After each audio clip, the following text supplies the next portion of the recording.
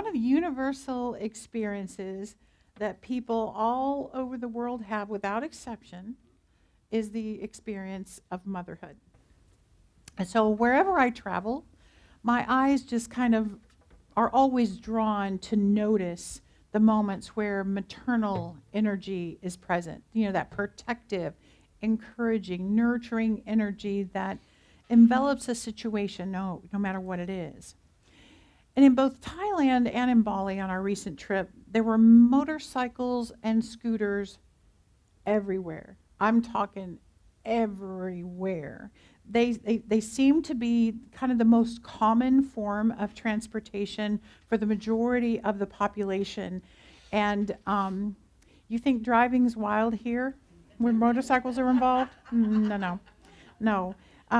No matter where we were, whether we were in like a rural area or like a little village or even a bustling city, motorcycles and scooters were everywhere. And you would see, I was kind of shocked, but you would see so many children and babies in the arms of people on motorcycles. Some of these babies and children had helmets, most of them did not.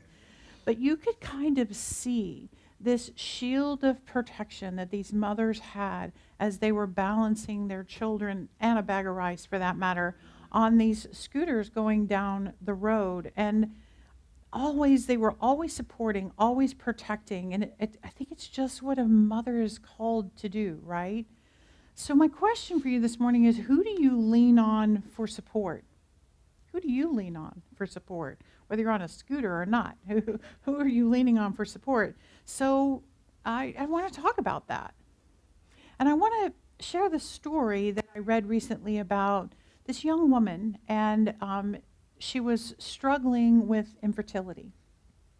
And she had struggled for several years. And as you can imagine, she was looking for some emotional support through this long and complicated challenge.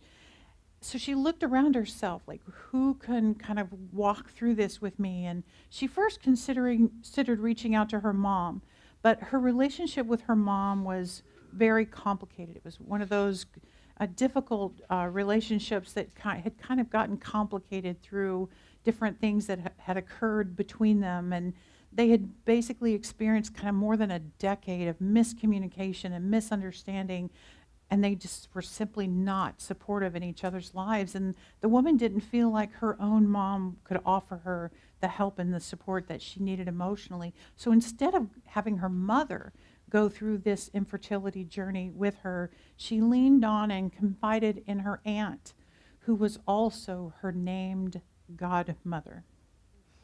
Now, when her mother found out about this closeness that they shared, she got very angry. She was angry that she wasn't included in this very important journey in her daughter's life, and she felt betrayed that the woman that she chose to be the godmother of her daughter ended up in that major role when her daughter needed a mother figure. Mom was unhappy with her daughter, but she was also very upset by what she saw as betrayal by this woman who was her godmother. And it really was this kind of multi-layered situation that illustrated the power of this role that we don't often talk about, the role of godmother. Does anyone in the room have a godmother? Raise your hand if you have a godmother. There's a few. Yay, good. It's kind of an old-fashioned title in my world of reference, and I know that there are many traditions that have this role in their culture in some active way. Actually, on Friday night, I found out that Bill Roland is a godfather, and I got to meet his goddaughter after the show. And I wish that I could have talked to him more about that role in preparation for this lesson this morning, but I didn't know that he was in that role. So quite frankly, as I'm thinking about the word godmother, I'm more familiar with fairy godmother, the bibbity boppity boo kind that turn pumpkins into carriages and mice into men, and best fashion advisor ever, obviously. But I knew that fairy godmother wasn't quite the reference that I needed to more fully understand this role. So my curiosity about the word godmother grew as I was reading that story about the women in my opening story. But as I was preparing for this Mother's Day lesson, I knew I needed to understand more. What is this godmother thing? So when I went online, because that is the source of all good information, what I read is this: a godmother is a female who pledges to help raise a child, traditionally offering spiritual guidance, mentorship, and support. She is a chosen, positive role model, a trusted female who takes a special interest in the child's life and provides insight and support. And in some circles, the godparents are viewed as for the potential legal guardians should something happen to the natural parents. That sounds like a big role. It actually sounds like a sacred role. So again, you've shared that some of you have a godmother. Is anyone serving in that role? Is anyone a godmother? We have one godmother in the house. Let's call her the fairy godmother. Okay.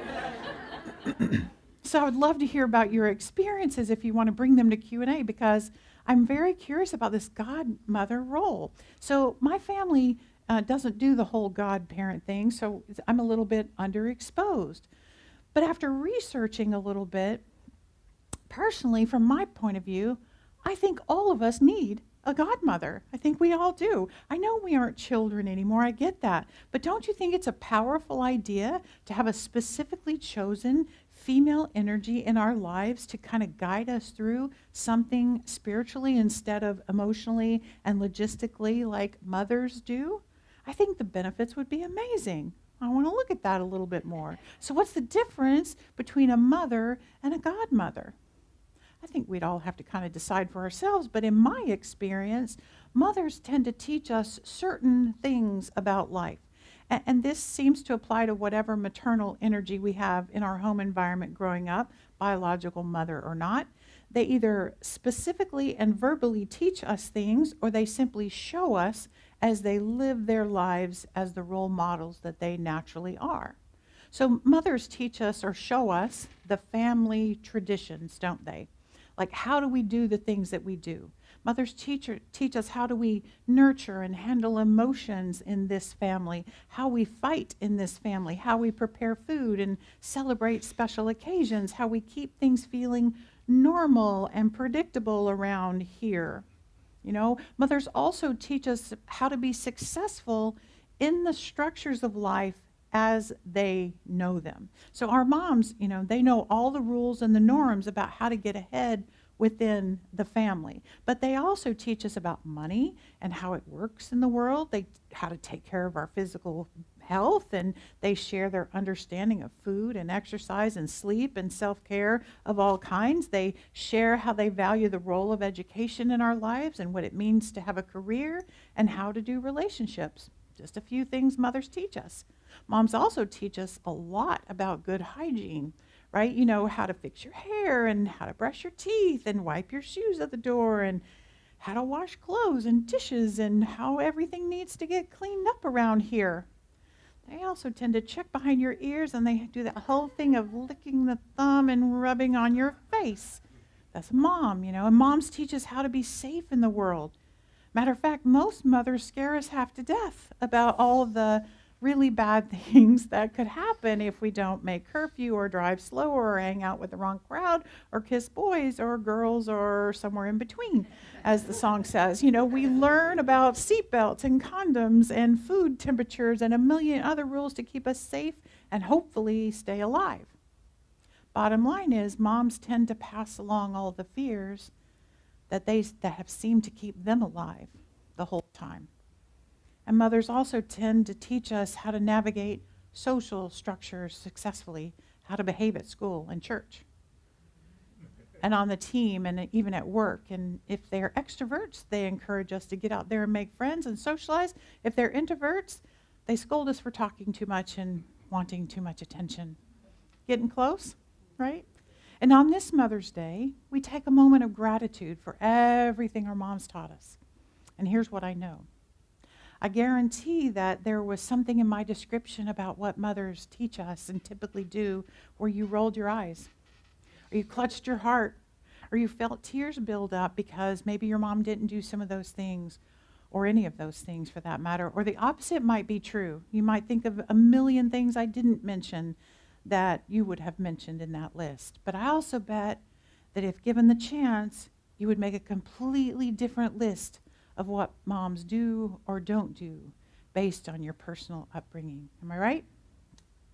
So all of our moms come into the role of mother from different perspectives and upbringings and personal skill sets and personality types, preferences, woundings, and strengths. They bring all of these different things into the role, and they're individuals doing the best they can with what they have within themselves and what they are working with in the external world. And that's why I think the idea of a godmother is fabulous. Let me explain. Let's go look back at our definition of the role. A godmother would be a chosen, respected female energy in our lives who pledges to help us, offering spiritual guidance, mentorship, and support. She's a chosen, positive role model, a trusted female who takes a special interest in our life and provides insight and support. The idea is that godmothers would help us learn some big things too. So I think we all need a godmother to help us learn how to follow our own intuition. Because we aren't a reflection of our godmother, she isn't interested in telling us what to do, right? She turns us inward to tune into our own inner voice. A godmother knows that spirit is always guiding us, and she's there to remind us of that truth. She remembers that we are first a spiritual being because she didn't give birth to our physical one. She doesn't pretend to have the answers, but she knows that deep within ourselves, our souls do have the answers. A godmother would be in a unique position to witness our learning of the law of cause and effect. So unlike a mother whose tendency is to rescue us from the consequences of our less than stellar choices, a godmother can hold our hand as we walk through the effects of the causes that we put into play and gently remind us that this too shall pass and we can choose more wisely the next time. She doesn't assume the problems in our lives have anything to do with her, so she doesn't take them personally. A godmother, therefore, would be a fantastic person to witness our breakthroughs. Having kind of faithfully walked beside us through the hard consequences of a prior choice whose outcome was not the best, she could cheer us on when we see the first steps on higher ground that came from making a better choice. And she would know just how big a victory that is and how much inner courage it took to break through and believe in a bigger possibility for ourselves. She extends her faith to us that we can do this. Godmothers can encourage the required individuation from parents as we move toward healthier independence and even into greater interdependence. They can see the benefits that come from freedom from parental control and preferences or limitations held in place by family morals. And I speak specifically about godmothers since it's Mother's Day, but a godfather can also play the same role, that of knowing spiritual truth for us, whatever life brings. See, I really do think having a maternal figure in this role would be powerful for all of us. So on this Mother's Day, I absolutely want to recognize the women in our lives who served as our mothers. I cherish my mother and grandmother. I get to go see my mom next month, and I promise I'll have some Mother's Day something with her. Happy Mother's Day to all the moms, including my own. But let's also recognize the women in our lives who've been our godmothers. Let me share about a few of mine. You know, I started gathering godmothers earlier. I didn't have that fancy title, like official ones. I would have never used that term until today, but they were all just amazing women in my life who taught me some things like I just mentioned. One was a teacher in high school. She actually recently passed away last year. She was one of the first adults outside of my family who truly saw me and my inner light. She taught me to be fearless and to take risks to stretch my own ideas of limitation in my life. She taught me my self-worth. She recognized my talents and helped me channel them into leadership and public speaking. She was my cheerleader and watched me break through my young adolescent fears. She was one of the first people I came out to, and she stretched beyond her religious upbringing to accept me and loved me unconditionally. She witnessed my entire career path, and she enjoyed every victory along the way. I saw her a few years ago in a memory care facility, ironically here in Tampa, of all places. And although she didn't recognize me, our conversation was so perfect. She said something like this: "I don't know who you are, but I can tell I would have loved you." Something like that. So her godmother energy lives through me every time I stand here behind a podium and speak or teach, because she grew that in me, and I will love her forever. Another godmother figure in my life was a senior coworker who called me Toots, and I called her Missy. Look, Missy, like, look, Toots, okay. So we worked together for more than 15 years, and she taught me executive skills and greater self-confidence, and she taught me to trust my own intuition when I was training other people and helping others. She encouraged me to find my voice and my ability to advocate for myself. She honed my leadership skills and modeled for me how to develop highly functioning teams. And she was the first person I knew to wear ashes on her forehead on Ash Wednesday to work. And she knew that I was on this deeply spiritual quest. I was in ministerial school, so she cared about my ministerial development enough to take me to a Catholic church when we happened to be traveling on an Ash Wednesday in Los Angeles, and she had me get smudged for the very first time. So her godmother energy is around me whenever I doubt my abilities, and I hear her say in my mind, "You've got this, Toots." And I actually need to book a trip to see you, Linda, if you're listening. So someone I would also consider a godmother in my life is one that you all knew, and that was Kathy Gebner. So Kathy believed in me so fully and supported me as I grew in my ministry over this last decade, and she always saw my highest and best, and she let me know, quite frankly, if she thought that I could do a little better. And she was pretty sassy that way, right? Wasn't she? You know, in her last few years, she taught me about her unwavering belief in reincarnation and modeled for me how to be fearless in the end. And her godmother energy is all around me right now as I'm preparing for her celebration of life, where I'll share more about her relationship. And the final godmother figure I'll share about is a minister who I have adored for nearly a decade. You know, she sees me as my highest self, and she reflects my inner light back to me always. And she witnesses with me through big breakthroughs and big challenges and little challenges that life throws my way. And she always knows the spiritual truth for me. And we laugh at every little thing, and we pray about every little thing. And her godmothering energy is with me nearly constantly, and I cherish that connection so much. Those are the big ones. Those are the big godmothers I've had in my life. But I also had a godmother who taught me how to drive a car a long time ago. Another godmother who showed me how to forgive myself and others in a major situation. A godmother who helped me through ministerial school with unwavering support. We all need godmothers. But here is the most important part of my lesson today. We can all be godmothers.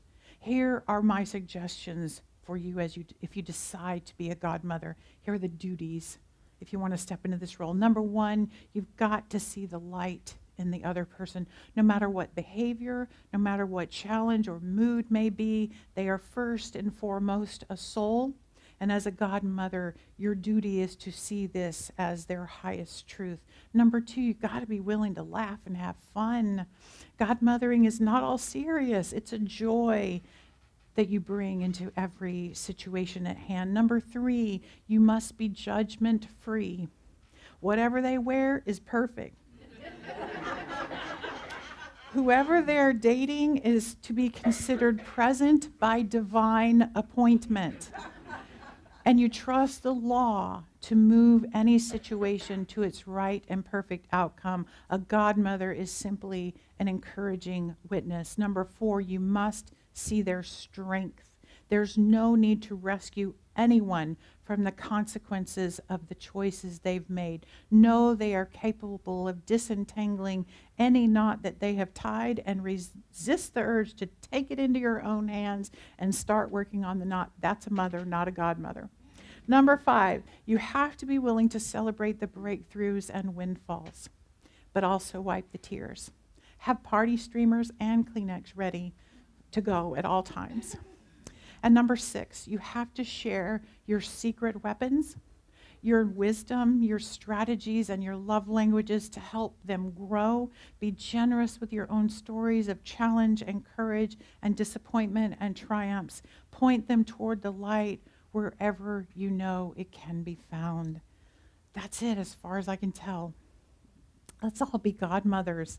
And you don't have to have a magic suit of a woman to be a godmother. It's just simply divine feminine energy showing up through you. And don't worry, Father's Day is coming. If you want to be a godfather, I know that sounds way cooler. That's fine. You can be that.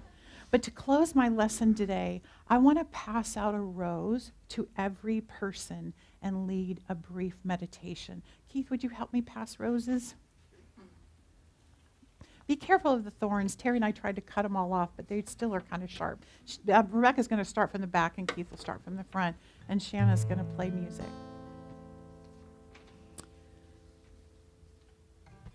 So when you receive your rose, I invite you to begin to focus on the rose in your hand, and just throughout this meditation, you're going to focus on it. If you're watching from home, perhaps get a flower. So I invite you to gaze softly at your rose. Notice the divine intelligence that shows up as this rose. The symmetry, the order, the beauty. And think of how this rose came to be. Think of everything it took to grow, from a tiny seed to a small bud to this full expression that is in your hand at this moment.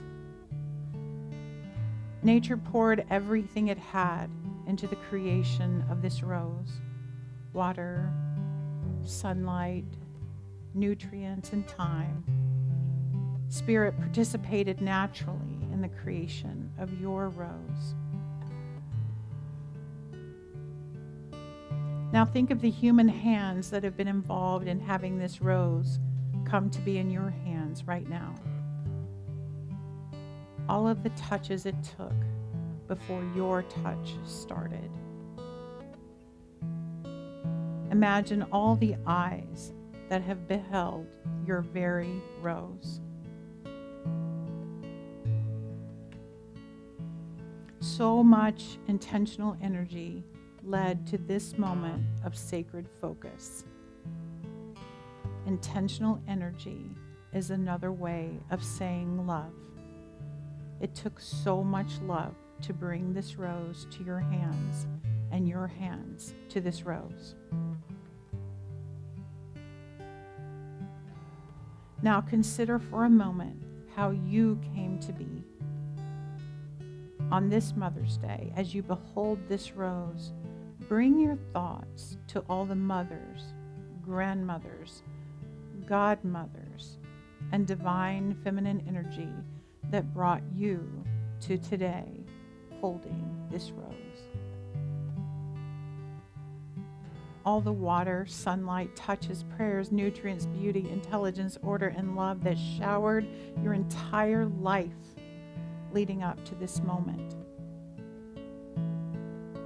Allow the gratitude to flow through you for the lives that brought you and this rose to this moment.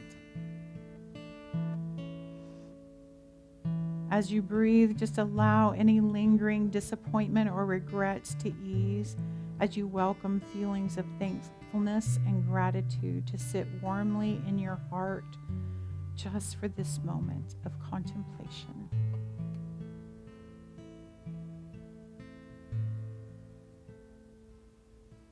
Now, as you continue to behold your rose, bring to mind anyone in your life that might need your divine feminine energy this day. Whether you express as a male or female or something in between, you all have nurturing, protective, guiding, supportive energy to offer others. Who could you godmother in this chapter of your life?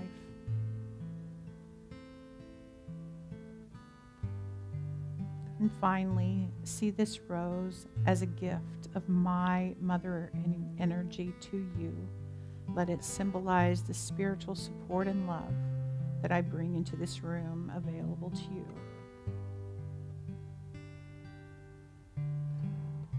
And as Shanna brings her next musical blessing, think about the future for your rose.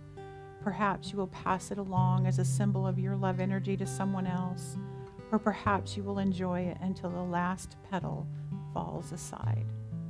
Happy Mother's and Godmother's Day.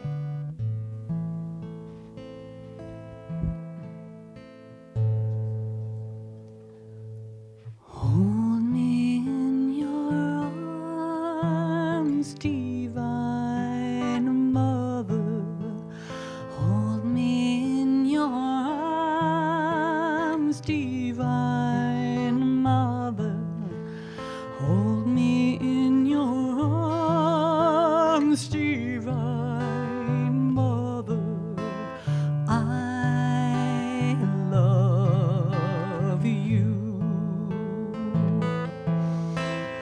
Open up my heart, divine mother. Open up my heart, divine mother. Open up my heart, divine mother. I love you. All your light shines in me. All your light surrounds me. All your light, it fills me.